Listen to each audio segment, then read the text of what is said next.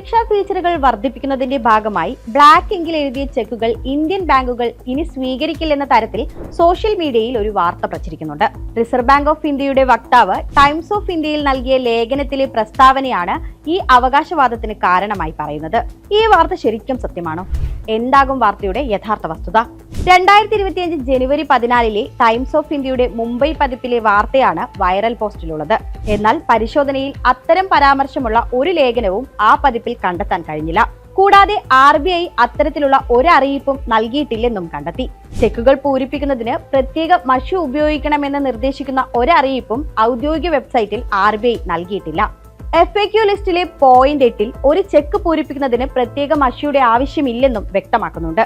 Press information ബ്യൂറോയുടെ വസ്തുതാ പരിശോധന വിഭാഗവും viral post വ്യാജമാണെന്ന് കണ്ടെത്തിയിട്ടുണ്ട്. അതായത് പ്രചരിക്കുന്ന വാദങ്ങളെല്ലാം തെറ്റാണെന്ന് സാരം.